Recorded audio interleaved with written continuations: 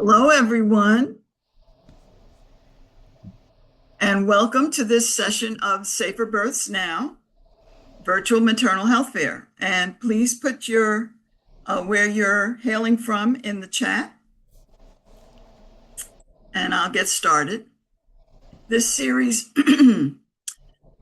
excuse me, this series of events brings together advocates, clinicians, birth workers, and parents from around the country with a shared goal: improving outcomes for Black mamas and newborns. We're so glad you joined us for this discussion.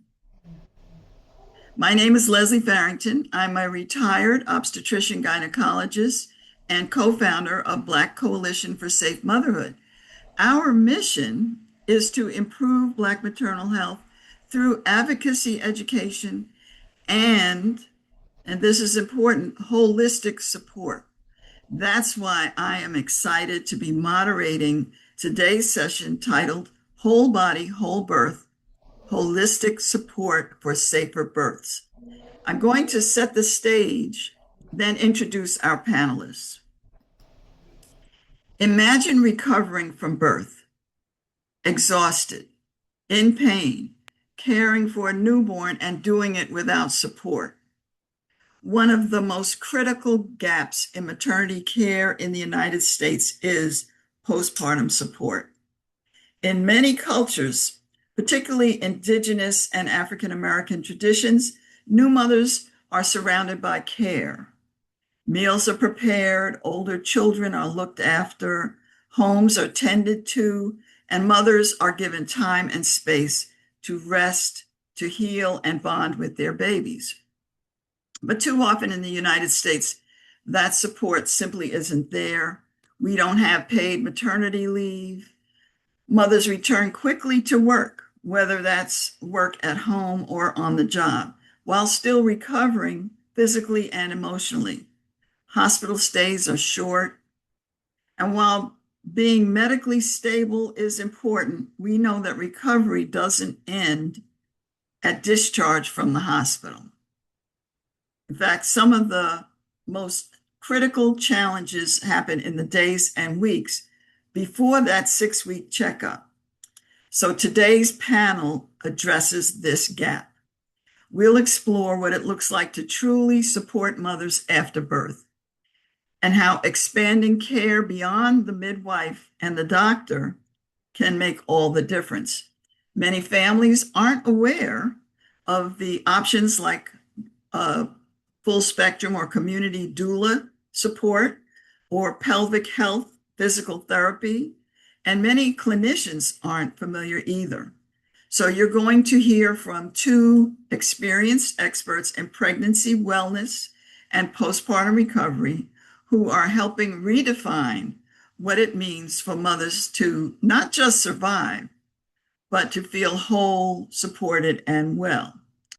Joining us today is Chai T. Matthias, full spectrum travel doula and perinatal wellness practitioner who serves families through her practice at yourdivinedoula.net in Georgia, Minnesota, and wherever requested.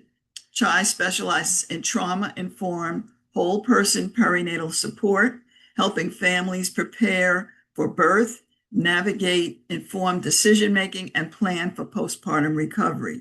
She's passionate about expanding access to community-based care models that improve maternal outcomes. So Chai will be speaking to whole body, whole birth, community support models. And if you'd like to continue the conversation with her after today, you can connect with her on LinkedIn, Chai T. Matthias, and Instagram at Miracle Midwife. So please join me in welcoming Chai Matthias. And also with us is Dr. Rebecca Seagraves, founder of Enhanced Recovery After Delivery. Rebecca has her doctorate in physical therapy and certification in women's health. She specializes in early postpartum rehabilitation and is passionate about providing recovery care within 24 hours of birth. Today, Rebecca will be speaking on pelvic health after birth.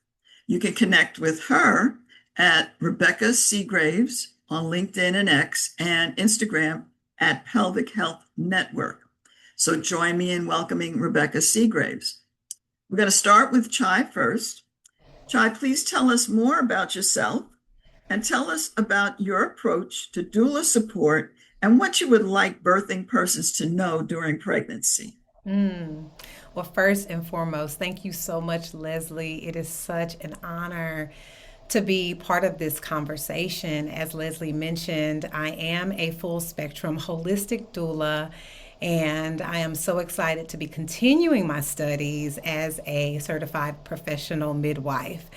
And the reason I decided to continue my studies is because I really believe that there needed to be more done in the birth space. And so when we talk about full spectrum, we're talking about before, during, and after pregnancy. And so I am so passionate about supporting mamas in this health space. And it's because, and I love to just share this very quickly, I became a doula during the pandemic. My daughter got pregnant with my first grandson.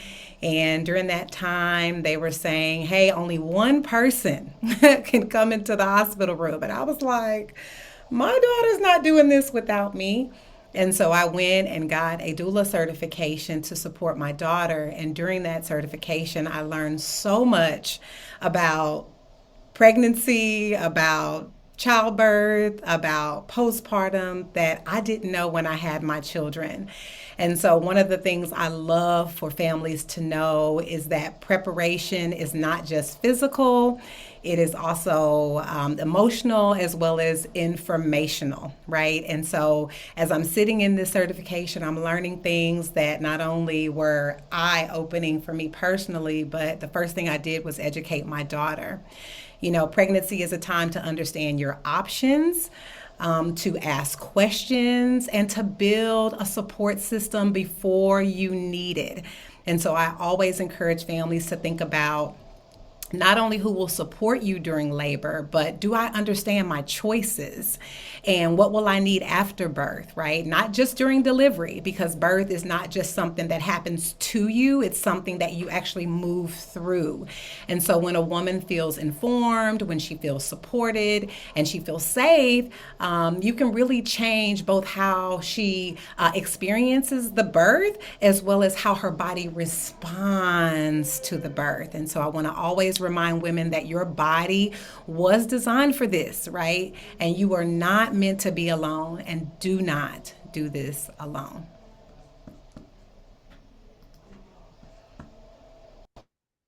Thank you, Chai, for shining a light on doula support. Um, do you mind distinguishing between doula support and midwifery care for the Ab- audience in case they're not familiar, in case Absolutely. some? Go ahead. Okay, absolutely. And so when we talk about doula support is emotional, right? It's physical. I like to say that your doula is your coach, right? Your doula is the one who is making sure that you are fully supported throughout that entire process, okay? But midwives are trained clinical providers, right? Well, I keep saying we because I'm in the thick of it right now, who manage the medical safety of pregnancy and birth. So it's the monitoring, it's the diagnosing, it's all the clinical decisions. But again, doulas are non-clinical professionals. So again, it's all about that continuous emotional support, physically, informationally. Again, they are a dynamic duo. When they work together, amazing things happen in that birth space. And so that's how we like to differentiate between those two roles. Thank you for that, Chai. Now we turn to Rebecca. And Rebecca, I have to say, off and on since my 40s, I have had many months of physical therapy for a variety of joint back issues. So I have a deep gratitude and appreciation for PT.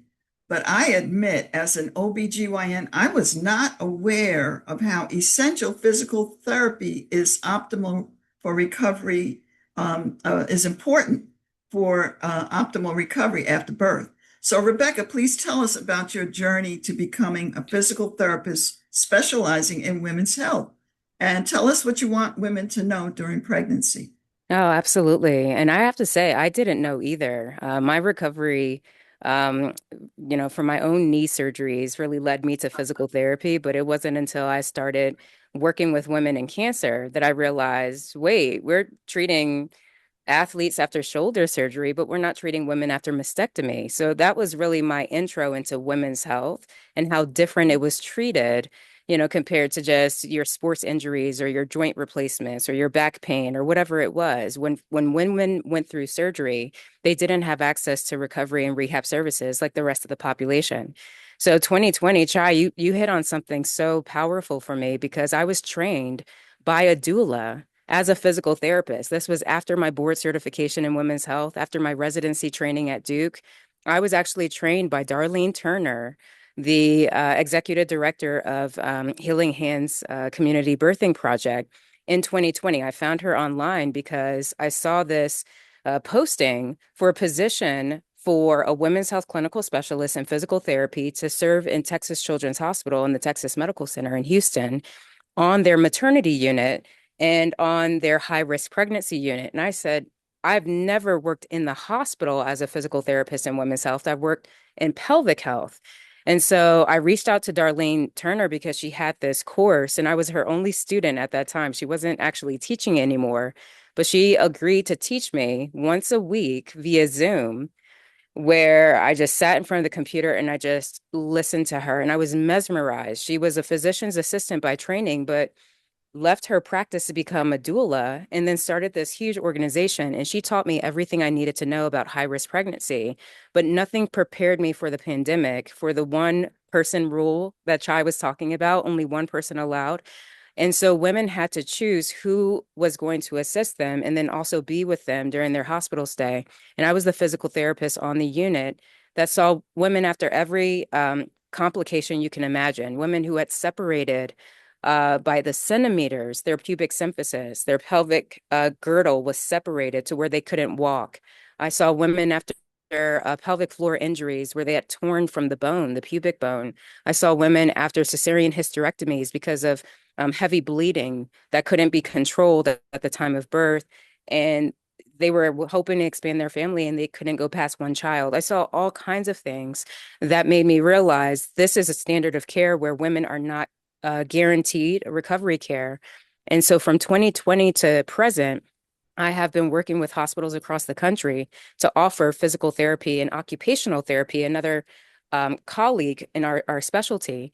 But I've been working with hospitals across the country to offer rehab services on the maternity unit for those very, very traumatic cases, and even for the less traumatic cases of just mothers who were pushing for a long time and now they're concerned with pelvic floor injury or pelvic floor dysfunction. But to have that, like France offers, like Europe offers, like so many countries around the world offer rehab in the hospital after birth or very early after birth, to bring that here to the United States. And now we went from about less than 10 hospitals in 2021 to now 127 hospitals in the US that offer rehab services after birth. And so that's been my intro.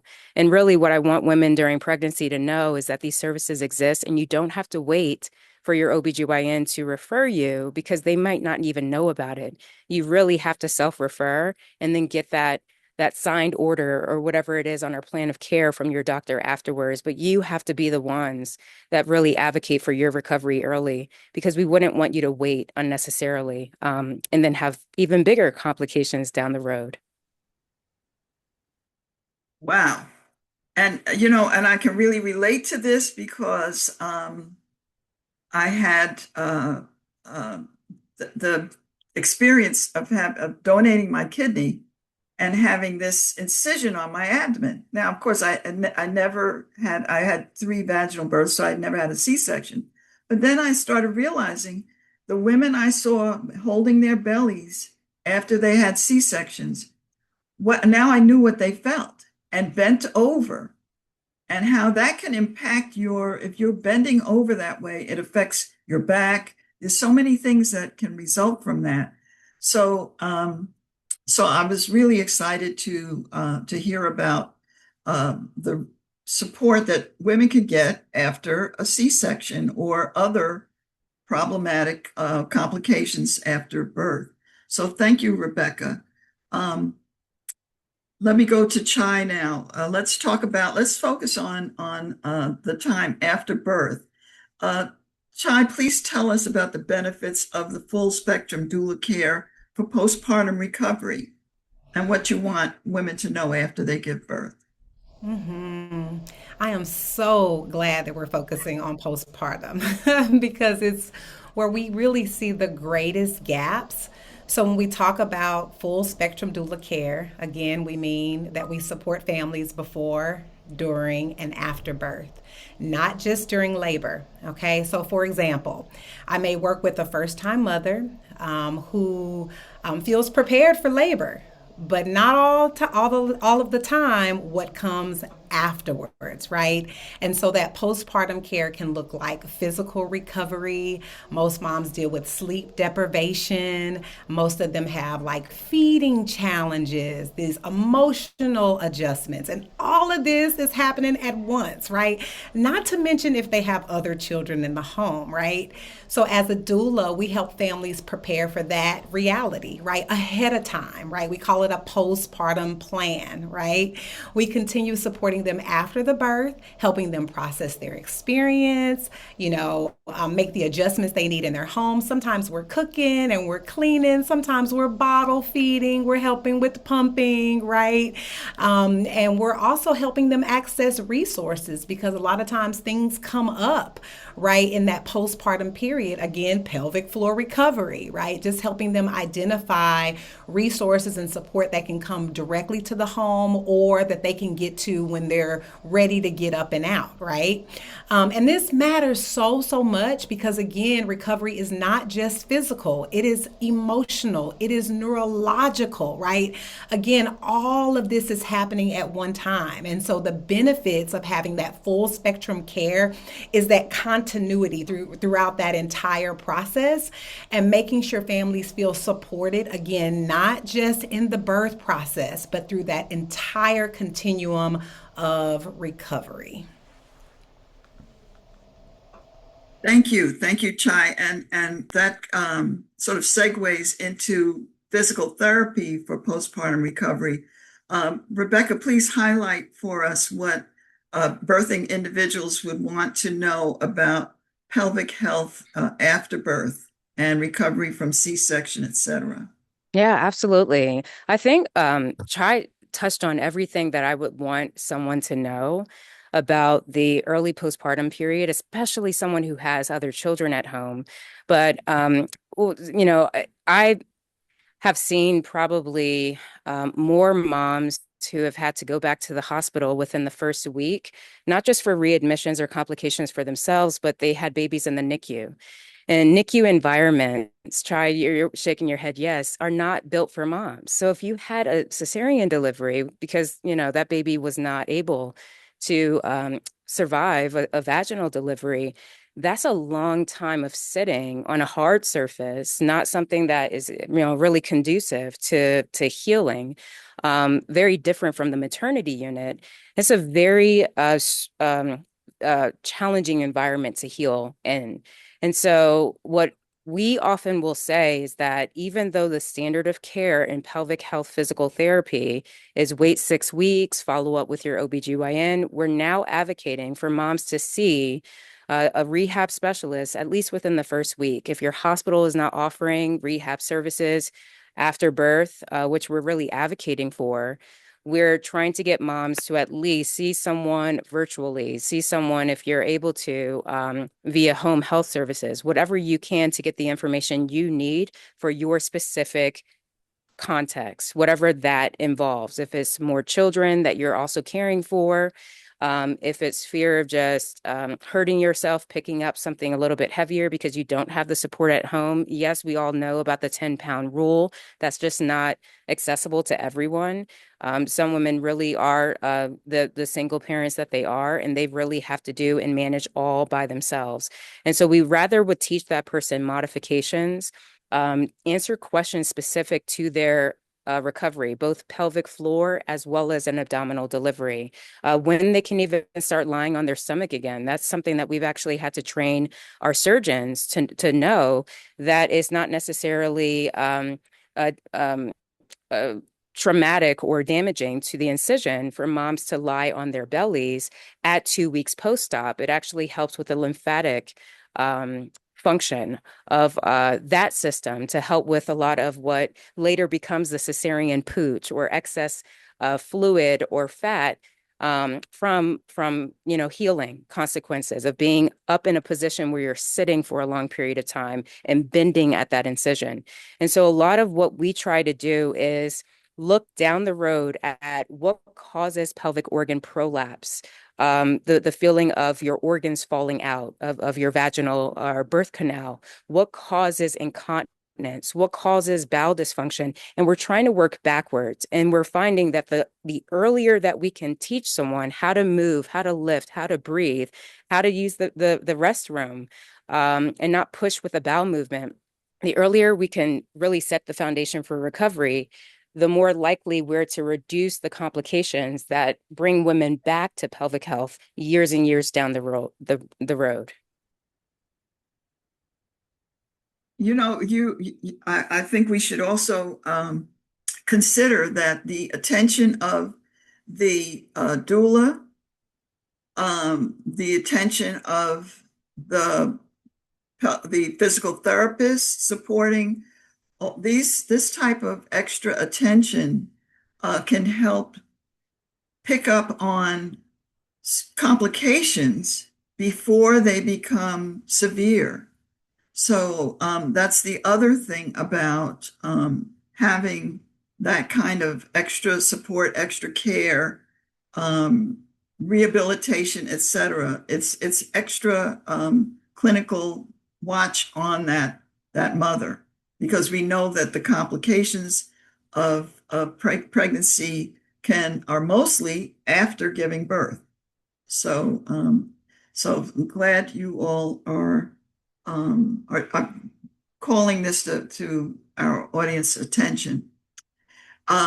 So about the care team, how do doulas and physical therapists support the care team, and what is the evidence-based case for integration of doula support and physical therapy into perinatal care? And why don't we start with Rebecca this time? Right. So we're now finding that evidence, we've probably talked about this offline a little bit, Dr. Farrington, but evidence has really been weaponized, is my personal belief, in women's health, where because it took us so long to even do research on women or even on pregnant women at that, we didn't really have a lot of the data that we're getting now from hospitals just doing their own internal studies. And so, what I'm excited about is now implementation science or implementation research, which is allowing systems to test an intervention to see if they can tweak it enough and really fit it to the population that they're studying. And what Duke University Health System presented last year at a national conference for physical therapists was that they saved their health system $500,000 just by introducing physical therapy on the maternity unit after birth and during high risk pregnancy admission and via telehealth, like a virtual therapist like you and I are speaking here today. And what they did was they showed through a process that's very much aligned with implementation science and implementation research is that they introduced a new service, if you will, service that had not been available on the maternity unit, physical therapy. And through a series of just either tweaking, whatever interventions that they were offering, education they were providing to nurses, that they had the highest satisfaction scores from patients out of all units of the hospital. And that also that they were able to reduce their readmissions from what they were thinking they were going to see, a total of 126 over an 18-month period, down to 6. And so that's how they save their health system so much money. So what this really says to us is that there are a lot of internal studies that are going on in these hospitals that are providing new services, but you're not seeing them in publications. And so that's where I say be careful about the evidence that we don't see yet, because it's being weaponized to say this is not necessary. You don't need this. Please advocate for yourself and advocate for those that you're caring for if you're a doula or a healthcare provider that yet doesn't know really the benefits of early recovery services. But we know intuitively that it would be a good idea to offer someone rehab if they sustained some type of injury, obviously to their pelvic health, their abdominal health, and their whole body health as well. I'm just thinking, what we always say, I'm going back into my career and thinking about how we would just say, oh, you'll heal up. Oh, that leakage, that'll get better. Just do your Kegel exercises. Oh my goodness. Wow. Wow.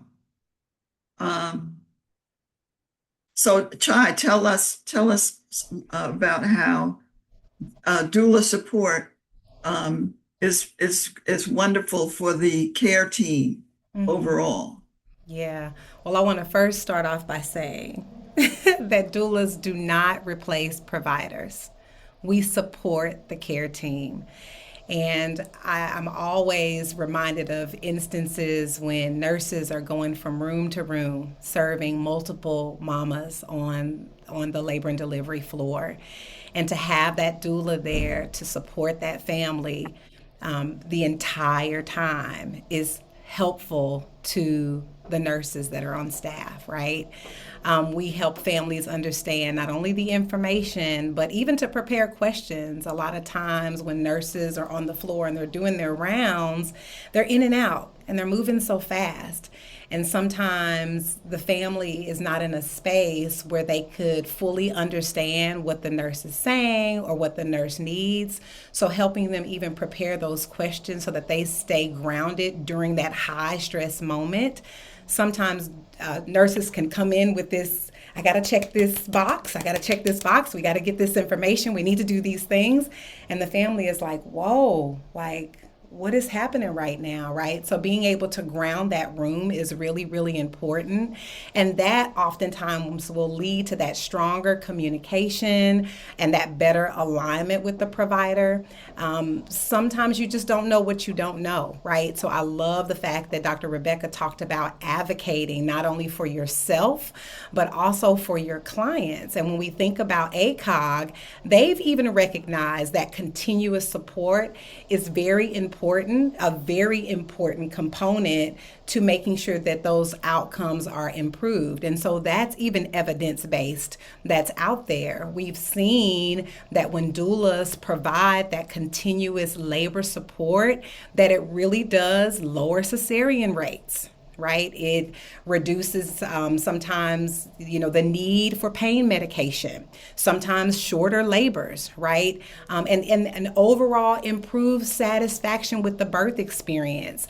I've had moms who they call them their redemptive birth.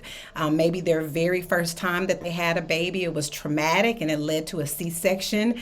And they decided to hire a doula and say, hey, I want to have a VBAC this time.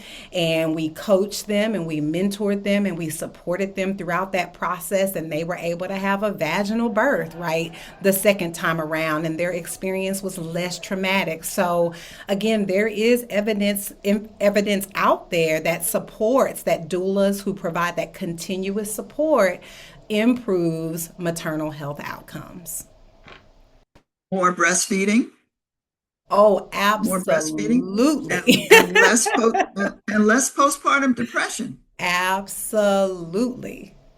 So I've become very familiar with the benefits, they help with the communication. And then there are some who, if the if the if their client is having difficulty, um,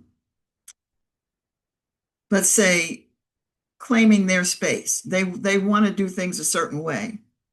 They can be they can get the support of the doula in making their voice heard. So, and the same thing after birth, get support in making sure that attention is paid to whatever symptoms or side effects or concerns that they might have. And all of that contributes to emotionally more comfortable um, postpartum period, right? Um, my last question is, how do families access these forms of support, including,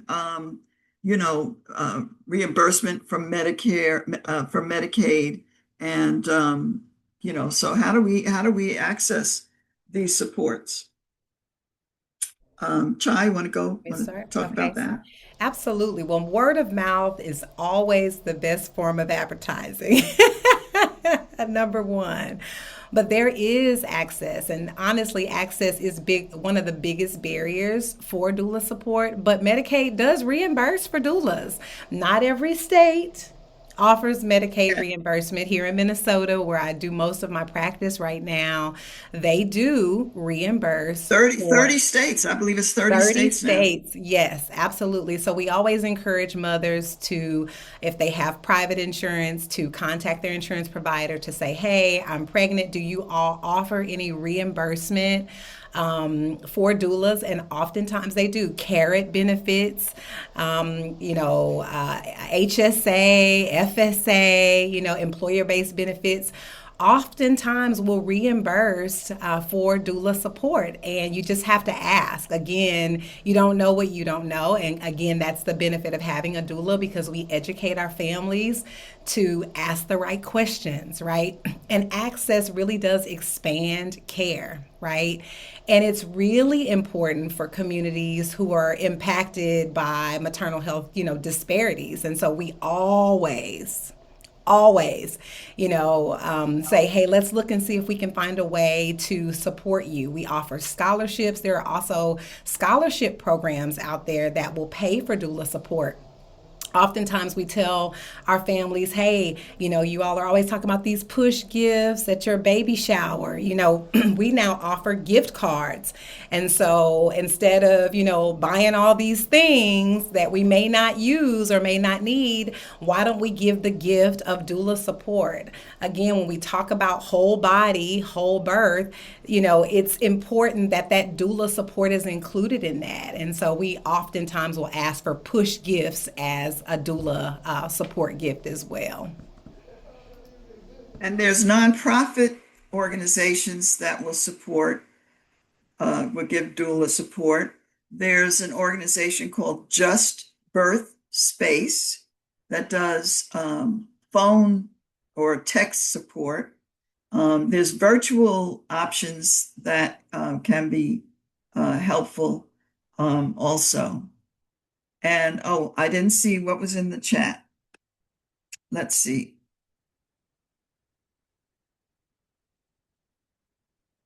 Um, let's see. Getting a referral can sometimes feel like, now we're going to physical therapy. So Rebecca, let's speak to the issue of what are the hurdles to getting physical therapy after giving birth? I think the biggest hurdle really, I mean, this is really personal to me, is that people still believe that the provider that they're having care with has to make the referral. And truly, if I had a doula like Chai, now, a soon to be midwife, truly anyone can make the referral for you. It's the assigned plan of care in most states that is needed to be, signed by any physician. That could be your primary care doc. That could be another doctor. So if you didn't have the experience you wanted to have with your OB care provider, or maybe it was someone else who delivered your baby that you weren't expecting to, whatever it was, maybe you didn't have the experience really that you wanted with one office, so you just decided to not go back to that provider. Whatever it is, your primary care provider can make that referral. And most states physical therapy in general, occupational therapy as well, is accessible to people. And obviously, there's insurance hurdles and things like that. But why I say it's really personal to me is that I lost my family member last year at the age of 34 for significant complications with preeclampsia that really never went away after her C-section. And I remember the day that she went home from the hospital because I was advocating for her to receive physical therapy in the hospitals. There was no hospital in New Jersey at the time that actually provided physical therapy services on the unit. But my worst fear happened was where my nephew called me at 4 o'clock in the morning in a panic because she had tried to use the baby's bassinet to pull herself up off the couch after C-section. And obviously, anyone who knows and works with moms after C-section in the hospital knows that the hospital bed itself is an assistive device. They're using it to get out of bed. They're using the railings, they're using the automatic functions, all of it. And once they get home, if they were not taught how to get out of bed without those automatic functions, then you know, you're receiving the call that I received, which almost my niece was pulled down, just a newborn was pulled down from her bassinet. And so I say that to say this is that she actually ended up getting physical therapy, but was after her stroke, and she passed away in the rehab facility where she was receiving rehab services. So I say that to say there's no excuse in my mind as to why someone cannot access rehab services early on after a major surgery, after a complicated birth injury, traumatic birth, whatever it is. But we have to make it accessible as well. Me as physical therapist, we have to do better marketing. Our physicians have to not be gatekeepers on referrals. And then we as doulas and community birth workers need to also just be on ChatGPT, Google, whatever it is, and finding those providers who will serve those mothers earlier when they're at home, after they've left the hospital, if that hospital doesn't provide access to rehab services. So the community has to do a better job. It doesn't fall on one provider.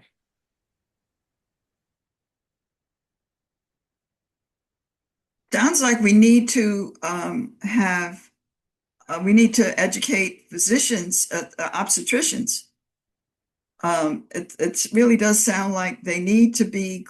I'm just, I keep going back to how we would see mothers struggling to move and not think, oh, she needs PT, you know, not because that's just not part of it's not something that we learn. We learn that everybody's going to recover just fine for the most part.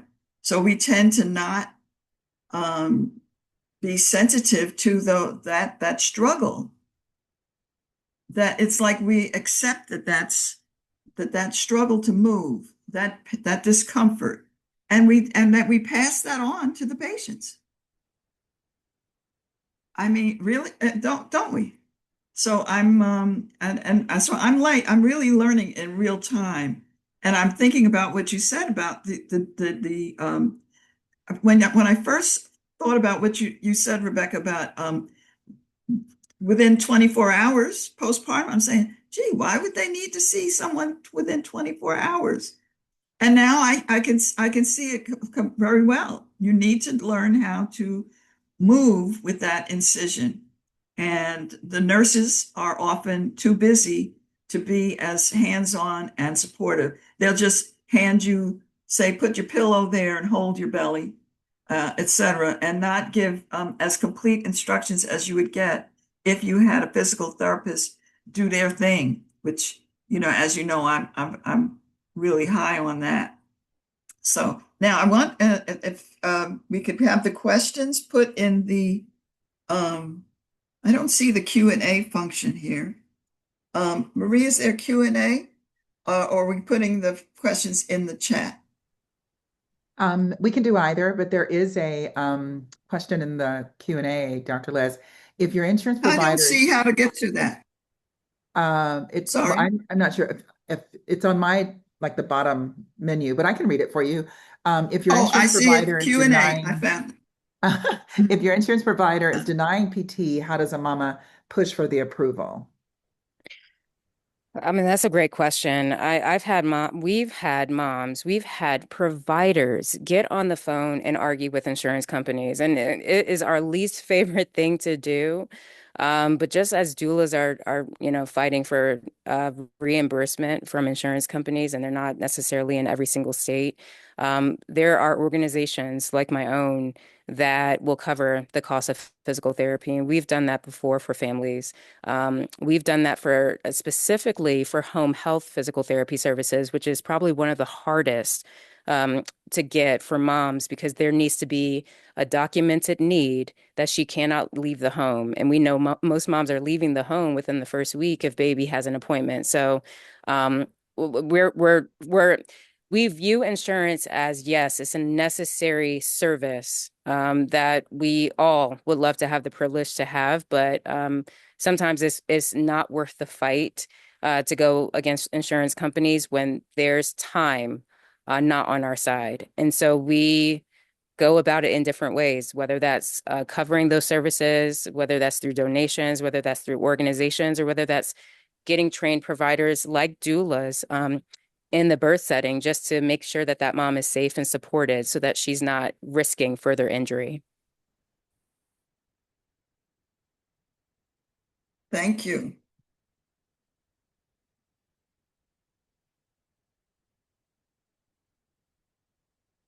Any other questions? Not in the Q&A or in the chat, but one of the questions that I would have is how do you find um, the pelvic health therapist? Is there a listing or? There's several. I think the last time I checked, there's probably over 20 or 30 directories by now that just have listings for physical therapy in every zip code. But then also just sub listings for pelvic health therapists. Do be mindful though, and especially for the doulas in the room, this is really important that you know, is that some therapists are still recommending follow up at 6 weeks. I'm a little bit of a unicorn, right? To be saying we should be seeing moms in the first week. And I have personal history that I shared of losing a family member for poor follow up care.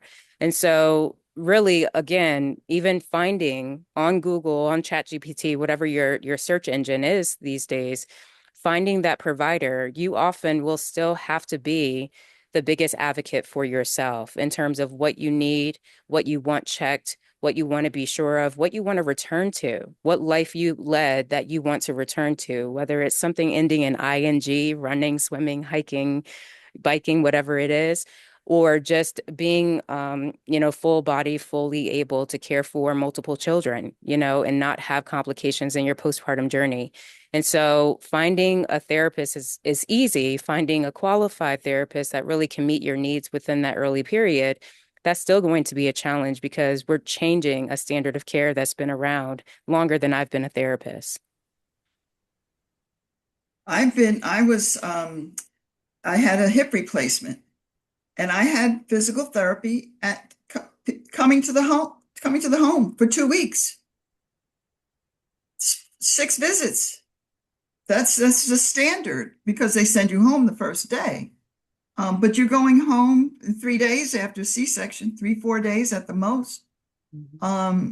Yes, it's mind-boggling that would not be available. So planning ahead would be important. And we have questions now about when can a mom start Kegel exercises? How That's a tricky soon? one. I saw that, Dr. Leslie. I will say this very quickly, and Chai, I'm actually, I'm really interested just in your midwifery programs, what you all are discussing. So levator ani injuries, they're not talked about enough. They are pelvic floor injuries that are not seen.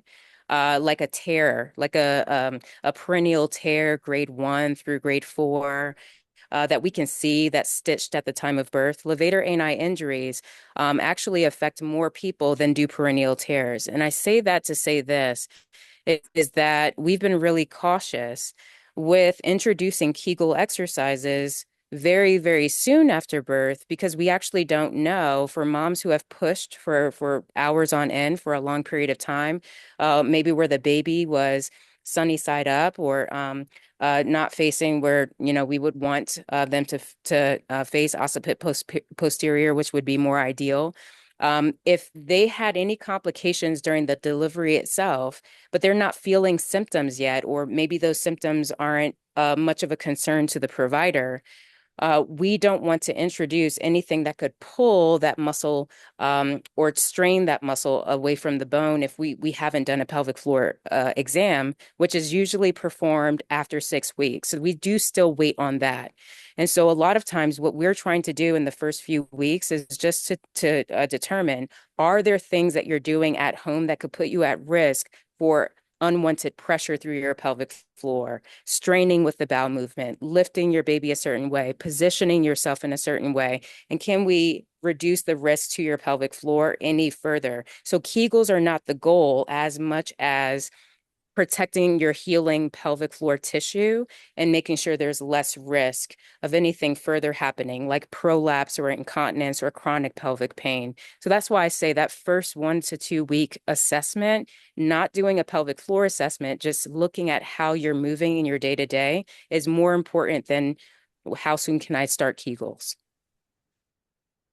What about Kegels during the prenatal course, during Absolutely. I pregnancy? mean, any kind of pelvic floor exercises, whether it's shortening like Kegels or lengthening like deeper squats and moving the hips and the pelvis and all kinds of beautiful movements. Yoga, we're always doing so much in our birth prep, which is why I love it. I'll put it over to Chai in terms of talking about how we would want to prepare the pelvic floor and pelvis for birth and delivery. We're all about that during pregnancy.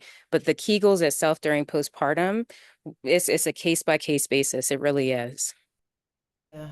Thank you. It's absolutely case by case in postpartum. We definitely want to watch what's how the body is healing, what tears the mom has, etc. Most of the work that we do is during the pregnancy, so strengthening that pelvic floor during the pregnancy. So we always encourage moms to practice prenatal Pilates, doing the stretches, doing the squats, etc.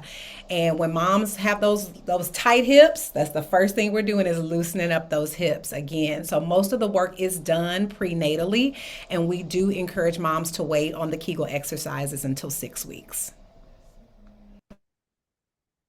And I see a comment from Birthing the Magic. Marie, you want to? No, I was reiterating what Rebecca said. I was trying to do Oh, my okay. job. Okay. No, Okay. I was where Wonderful. she said that the importance of seeing the therapist first week versus waiting.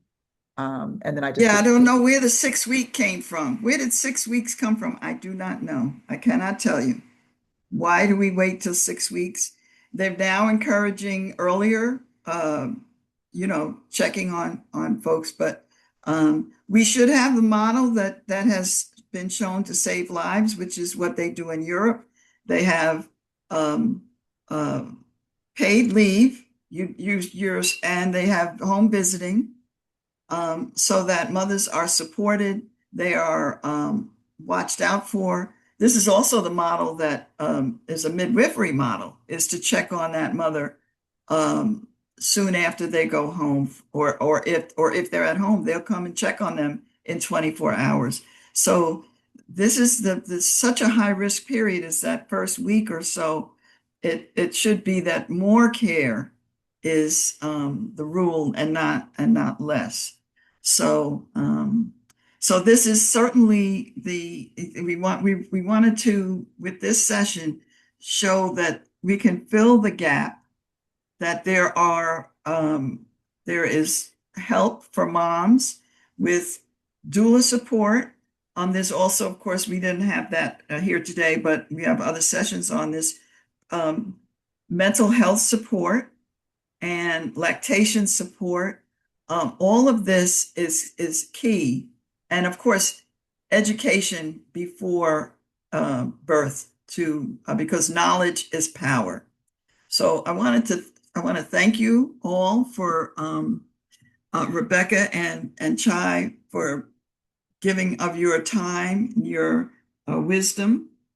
And I'm going to, and any closing thoughts from either of you? Anything, any final thoughts you want to share with the audience? And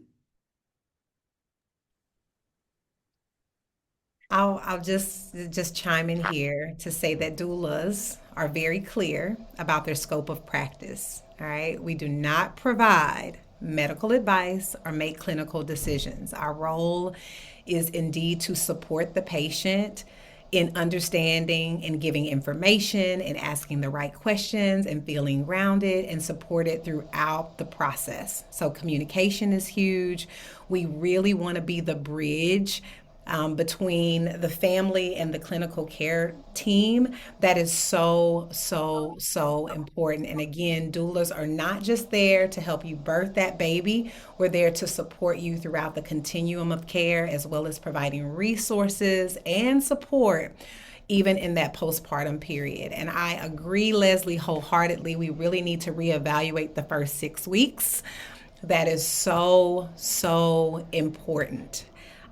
Sleep deprivation is a huge thing. Mamas are not getting the rest they need. That affects their breastfeeding, their milk supply. It affects the preeclampsia, the swelling, all of the things. And so that first 6 weeks of care is so important. And I'd love to continue to have conversation around the first 6 weeks after birth. thank you for I love emphasizing all that. of that, Chai. Mhm. Yeah. No, I love that. And Chai, I would even say, so there is a question that I'll give my closing thoughts on, but it says now that mamas are educated on what they should be advocating for, even some that have delivered decades ago, how would you suggest mamas advocate for pelvic care? And so I would just, I mean, honestly say that again, I think it really lies in the community to um, really find ways of just reaching women, not just younger women, but even women throughout the lifespan, because we do know in over 55% of women who have sustained a pelvic floor injury at birth, they do suffer from a condition known as prolapse later on, that feeling of pressure, feeling of organs sinking down. And even needing what's called pessary support later on in life. And I really feel like um, we have normalized being silent about these issues or being shamed about these issues. And it's okay to have forums like this, have discussions like this, where we can really speak out loud and talk about our own journeys. And the more that we do that, the more the next generation of women will feel really confident and supported to do that as well. And so I think that just what you're doing here as an organization, it just gives me chills. I never imagined, even early in my career, that we would be speaking with an OBGYN who's as fiery as you are, Dr. Leslie. And just it really is just humbling and such an honor to know you as a person and as a provider, and how much you care for the community of women that you've served and are still serving through your work. Thank you so much. You're Yes, welcome. yes, I echo that. Thank you, Dr. Leslie. We love you. Birthing the magic, because for 3 years, Marie has been, mostly Marie, with help from people like me, has been pulling together forums like this, sessions like this, so that the community at large can learn what many people don't have access to. And it's free. It's on the website, on the YouTube channel. There'll be a recording of this, so you can share this with your friends and family. Let's spread the word. It's the community that's going to save us, save ourselves. It's a SOS situation, and the community is going to save ourselves by mobilizing and pulling together. And Birthing the Magic is part of that. And so is my organization, Black Coalition for Safe Motherhood. And that brings me to acknowledgement and thanking the title sponsors and program partners whose commitment helps advance safer maternal and newborn care. So again, thank you, Birthing the Magic Collaborative, Black Coalition for Safe Motherhood, Transitions, Women's Health Consulting, and we have program partners. We have our Village Studio, your Village Studio, which has given outstanding technical and administrative support. So with all of these organizations, we are strengthening education, connection, and innovation in support of safer births now. So Marie, tell us about what's coming up over the next couple of days. What should we Oh, be looking forward we to? have a whole series. Later today, we're talking to the COO for Navigate Maternity. Speaking of your family member, Rebecca, that had complications, the Navigate, and I probably won't do it justice, but at 6 Eastern, they have a biometric blood pressure cuff that sends readings back to AI so that as mom is taking her blood pressure, it would know when she is having an elevated blood pressure. And then at 7:30, we have Dr. Cassandra Henderson, who's going to talk about gestational diabetes, because so many of us think, oh, mom and them have diabetes, so I had gestational diabetes, I'm okay. That's not necessarily the case. And so she's going to share with us. And then tomorrow, through the rest of the week, we have an entire series. I do want to share for our doulas that we have an arrangement with Nakia Lawson, who's accredited, not accredited, I don't know what the appropriate word is for doulas, but that for you to receive an attendance certificate, for particularly for those who are in states where you have to show your continuing ed. And I want to invite both Chai and Dr. Rebecca back, because I know this is a hot topic. Both my bonus daughter and my daughter gave birth to twins. And my daughter, her MFM, I don't know if she was seeing a PT, a pelvic health therapist before she had the twins, but very soon after. Conversely, my bonus daughter, who's like not even 5 foot, and carried twins that were almost 7 pounds to 37, 30, almost 38 weeks. Her doctor said it was not necessary. And for the first couple of weeks, she was in so much pain. And it's like, you need to get someone. And I don't care if he's making the recommendation. That's why I said, how do we find? Because I have my Rolodex, right? So I'm old school. I can go back and ask. But then for those mamas who, if the doctor says, oh, you don't need it, you're fit. That's what he told her. She's fit. And that she should just do exercise. So, but we put out the call and we found her a brilliant pelvic health therapist in Dallas, actually. So, and I think even if it's not covered by insurance, mama and them, before they buy the high-end diaper bag and the tennis shoes the baby will never wear. I have a garage full of clothes that they never wore.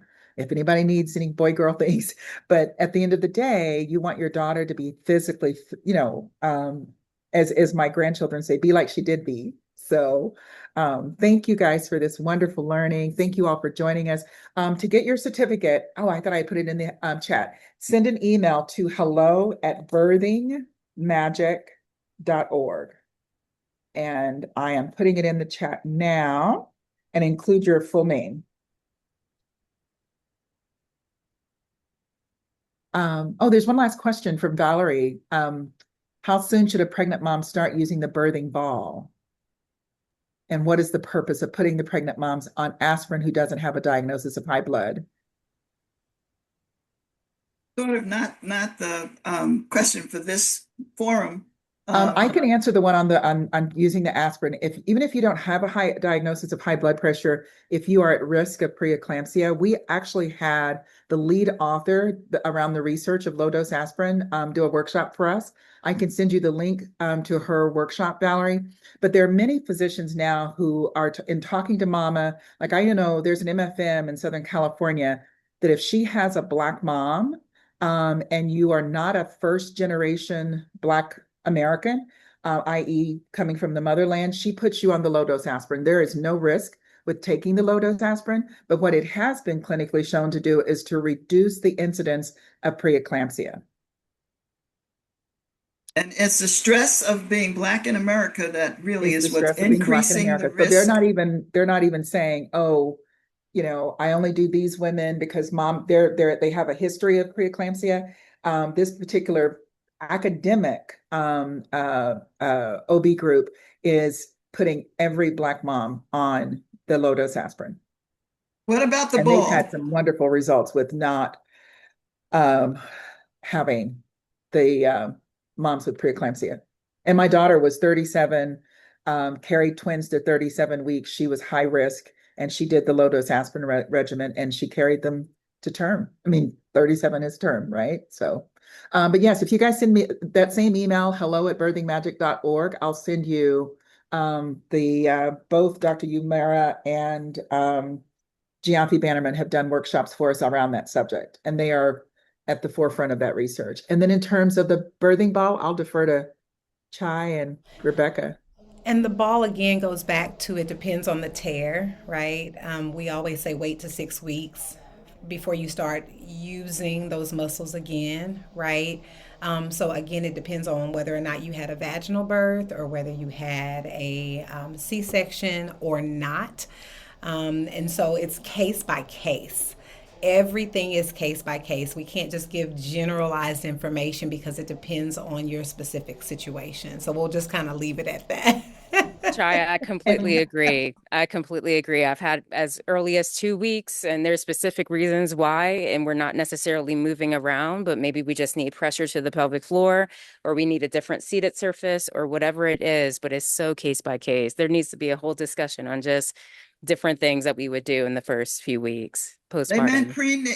They meant prenatal use of the ball. Oh, prenatal. oh, that was Yeah, I don't, Immediately. yeah, whenever. Right, Chai? Immediately. that's Right part of now. your prenatal yoga, just in some Yeah, oh, way. absolutely. Like, yeah, so to get the pelvis moving and just get that preparation as early as you can, first Early as trimester. Yeah. possible. Now, Yes. this is a good question. Are there graphics, visuals, toolkits, resources, downloads we can give to our clients related to pelvic health during the pre and postpartum periods? There are there's as many as there are pelvic health clinics that exist. Um Yeah, and I mean, in terms of like what's open source, that's a great question. I don't know, but I know that a lot of clinics do have that information, and some may offer it open source. But that's a good question, and happy to maybe if there's a fax that will go with this, happy to Mhm. really tap into my communities and just see what is open source that the communities can use that's around us.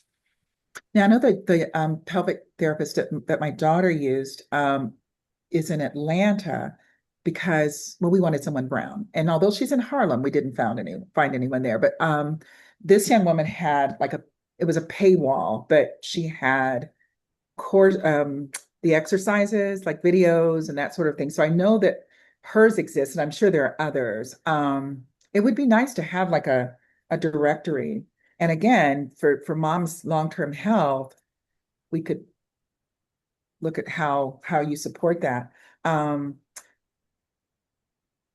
and then Randy says she'd like to be able to support. And so I can we'll put a man on that, our woman, on putting together, because we should have on our magic, we have the resource for the ACT training. We have access to doulas, and would love to list anyone that wants to be on our not that we charge for it, but we just want mamas to be able to find you.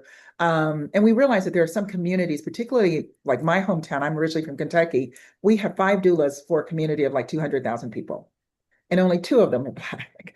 And nobody takes Medicaid. And so being able to have resources for doulas who will do virtual support is wonderful.